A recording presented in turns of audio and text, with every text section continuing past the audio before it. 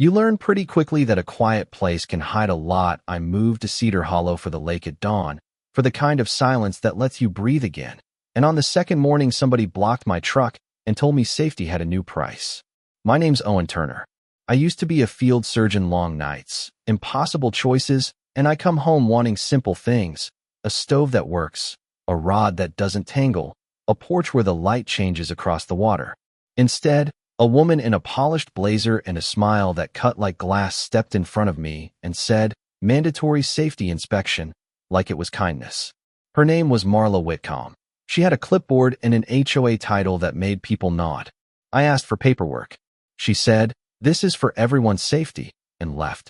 That afternoon, my door cam showed a white van, a man in a plain uniform circling my back porch, hands moving with practiced ease. In the vent near the furnace, a small listening device waited, not a sensor, but a hook.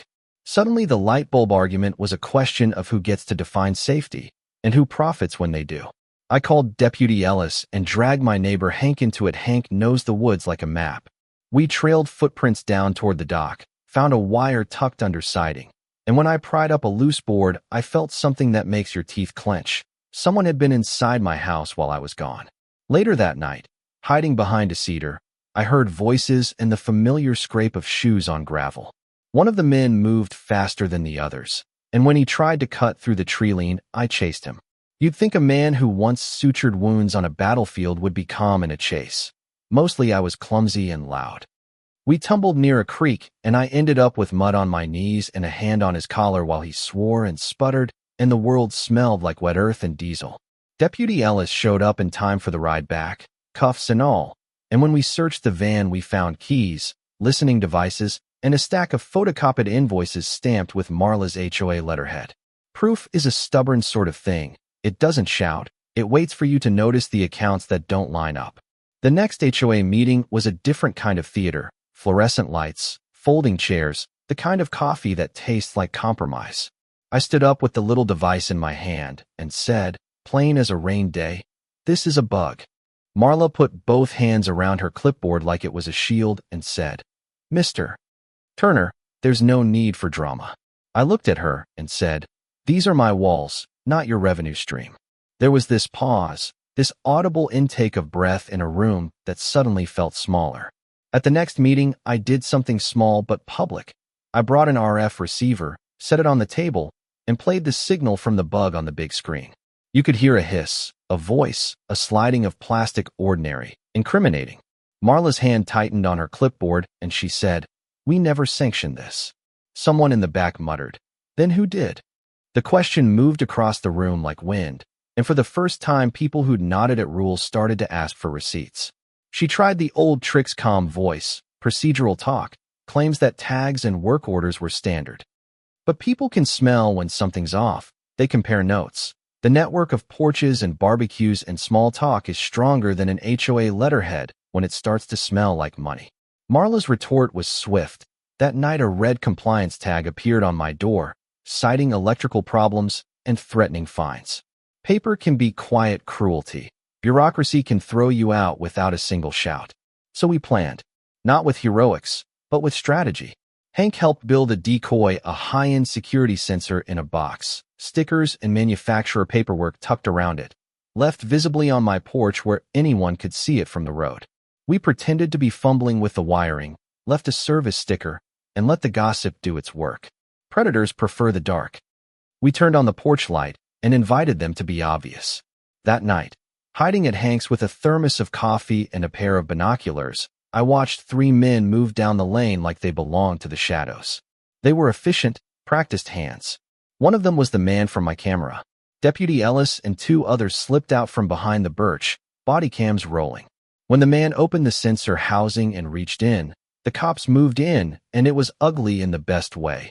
Flailing arms, loud curses, a crash as someone tried to run and hit the mailbox. Under questioning, the crew's stories started to unspool. There were bank transfers, invoices, routes, and the name Marla Whitcomb kept coming up like a map pin. She hadn't been doing this alone. She'd built channels, contractors, fake contracts, people who made a living from the authority she wielded. It was the kind of small arithmetic that counts toward long sentences. proof not from a single flashy headline, but from ledgers and receipts and recorded conversations. You'd think bringing that to light would end it. Evidence, arrests, public shame, sure. But people who have the habit of power find ways to keep their edge. At a hearing, Marla wore composure like armor. She spoke like someone teaching a class on civility. The prosecutor laid out the paper trail, the deputies played recordings, and the room listened. Later, Marla walked toward the shoreline as if the water could absorb responsibility, and then she slipped, a misjudged step on a slick plank. I was closer than I should have been. Old instincts took over. I dove, I grabbed a cold hand, and pulled her from the water. There is a strange, slow clarity when you pull someone out of the lake. The smell of algae and rope, the way cold squeezes the breath out of you, the tiny bright panic in an eye when consequences arrive. She coughed and sputtered, and for a second all the practiced layers peeled back. Her apology was small and jagged, and in a voice that was half sob and half admission, she gave up a name I hadn't expected, a ledger entry that tied her role directly to the operation. I don't tell that part to make myself a hero. If you sit with an old medic long enough, you'll learn we don't do heroics for the applause. We do what has to be done. Pulling Marla out of the water felt like stitching up a bad seam, necessary and a little ugly. The legal work followed its heavy, patient grind after that. Charges, asset freezes, the slow rotation of HOA leadership. Slowly, people started to show up to meetings not because it was scheduled, but because they wanted to know what had been decided in their name. What city reports won't record is the small aftermath. Neighbors looking at each other with new curiosity, people asking what invoices they paid for and who signed their names, potlucks where conversation turns to receipts and responsibility. Some relationships repaired, some didn't. The harm didn't vanish with the arrests. It left a scar you could see if you walked down Maple and looked. If there's a lesson here, it's a complicated one. Power dressed as protection will always be seductive, and rules can be bent into walls if the people holding them decide to profit. The choice every small community faces is dull and brutal: who defines safety, and who benefits when rules tighten. So here's where I hand the mic over to you. Would you have set a trap, called the sheriff, or packed up and left? Was I right to chase that man into the woods and drag Marla out of the water? Is rescuing someone who tried to push you out of your home duty, hypocrisy, or just human?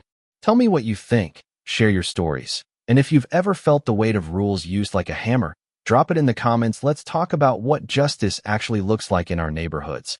Because if we don't, the next safety that comes through our gate might be drawn up by a ledger instead of a law.